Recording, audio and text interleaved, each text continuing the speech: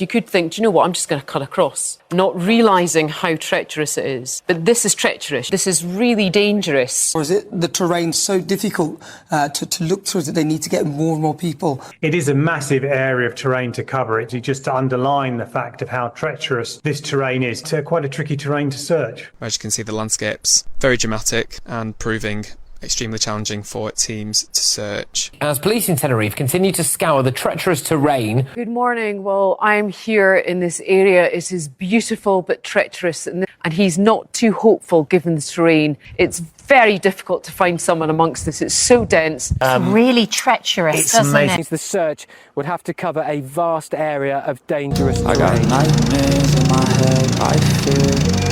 Thoughts build up until I can't hear. My mind fills up into a creature, and it haunts me somewhere much deeper. I got nightmares in my head, Hello and welcome to True Crime Rocket Science, the most authentic voice in true crime. Based on a recent poll, by far the majority of folks on this channel are convinced now that Jay was a victim of foul play. I polled you guys about a week ago, and then the number of those who believe it was an accident, well, that has dropped since then by at least 10%.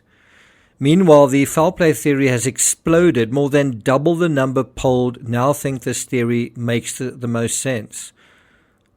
Maybe it does. What do you guys? Maybe foul play does make the most sense. I would also say, based on the comments I see in chat, based on what I'm reading in the media, based on what family members are saying, and most of the bigger blowhards surrounding this case, foul play is definitely the default theory. Guys, maybe I've made a mistake. Maybe you guys are right. And maybe if this case has proved anything, it's how arrogant I am and also closed-minded. And guess I'm a little out of my league here. Einhorn, good work. Good work, guys. I mean, I clearly am out of my league here. Right? It is me that's out of my league. Right?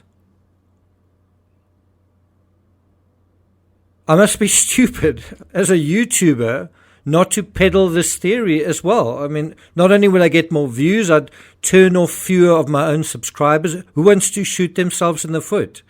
I'd be more popular. So I'm actually incentivized to push the foul play theory.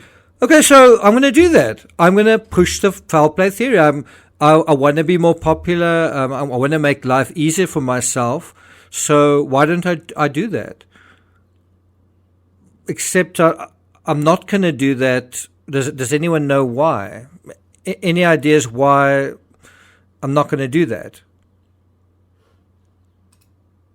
Anyone? Right. Now, before we get to the analysis in this episode, if you haven't subscribed, maybe you can see where I'm coming from. Maybe you still can't.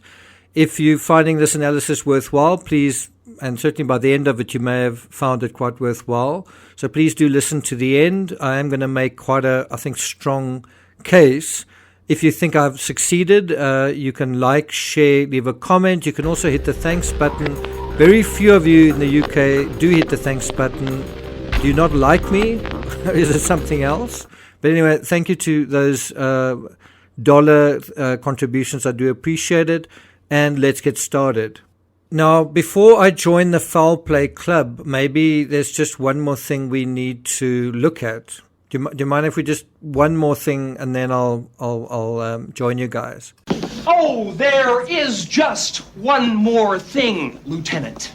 Well, actually, there are a couple of more things, but let's start off with, when I polled you guys, 80% said that foul play made the most sense. But only half said that the length of time Jay is missing plays into the foul play theory. There's a bit of a mismatch there.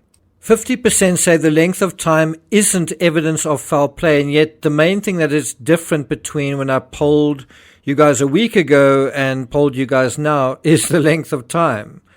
50% say the length of time is not evidence of anything except that something serious has happened to someone. So let's just be clear that that is a little anomaly in the thinking process that's going on. Now let's deal with the pertinent subject matter of this analysis. This is where you get a bit more serious, and that I think people have gotten so good at filtering out after just 3 weeks. If someone goes missing on Mount Everest, do we wait for a kidnapper to send out a ransom note? Why not? If someone goes missing on an active volcano such as Mount Etna right now Mount Etna is erupting. Someone goes missing on an active volcano, do we open up a murder investigation? Hold on, why wouldn't we do that? In Yellowstone National Park, and I've been there myself, that's also a volcanic area, not quite as active as Etna right now, 20 people have died over a period of years. How many of those 20 deaths were murders, abductions, or kidnappings? The answer is not one. Tenerife is also a volcanic mountainous island, especially the northwestern part. Obviously, it's dormant. There's not really much going on. Now, I wonder at what point do the words treacherous or dangerous actually register in terms of the search for Jay Slater? One has the feeling treacherous has been mentioned so often, people don't even hear it anymore. It's completely lost its meaning. And people are filtering it out in favor of more interesting sounding words like foul play, kidnappers, and drug dealers, and saying things like it doesn't add up.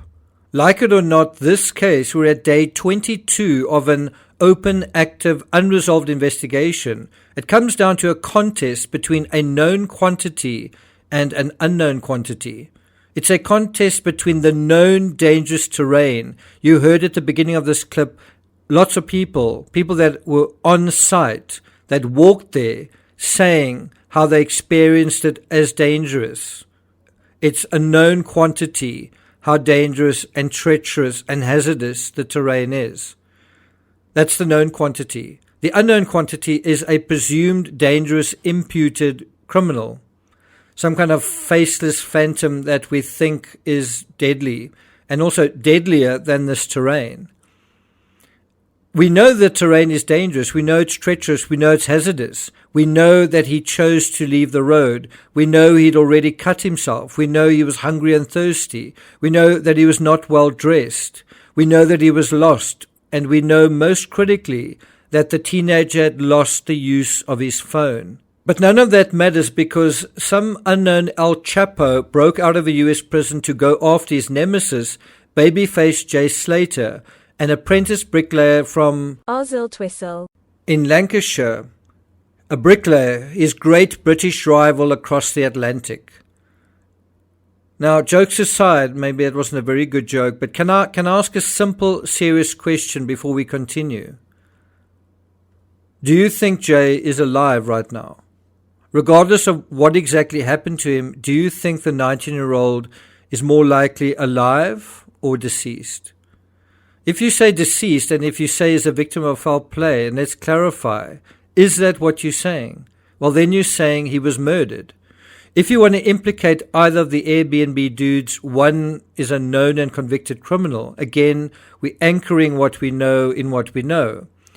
Well, if we take this guy and we implicate him in Jay's fate, well, we know one of the men was convicted and sentenced for drug trafficking, not murder or kidnapping, drug trafficking.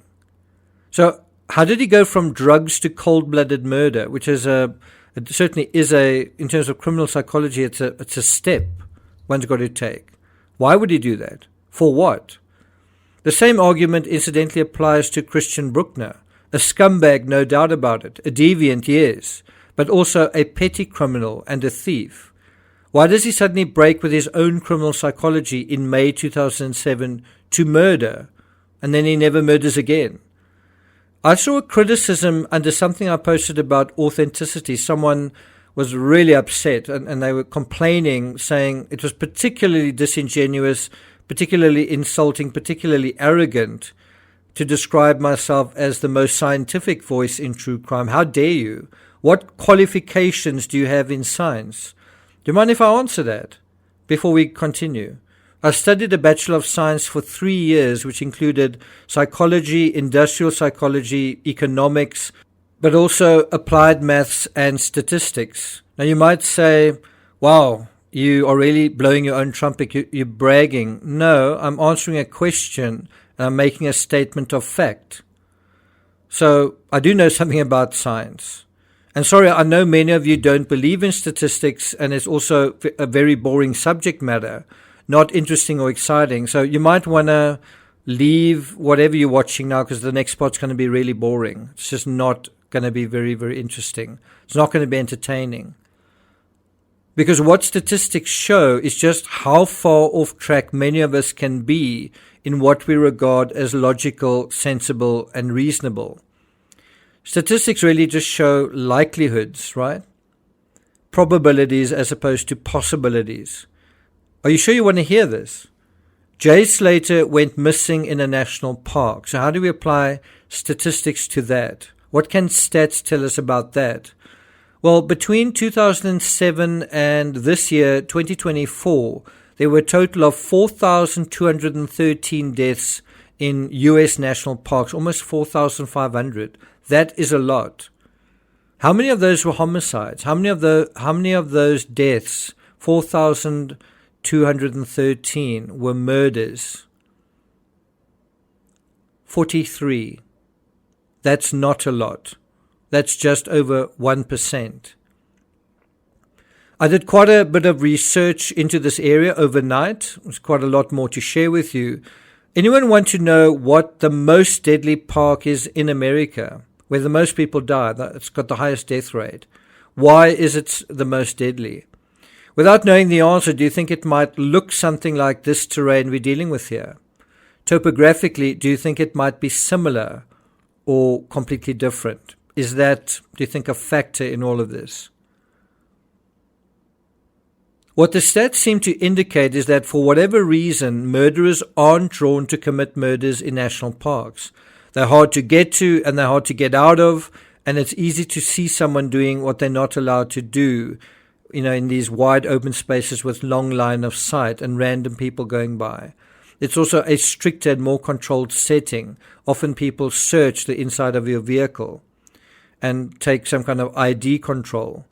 Now, so it kind of has access control. If these stats are anything to go by, then there's a 1% chance that Jay has been murdered in a national park in Tenerife. It's not nothing, but let's face it, it's clearly not 80% either.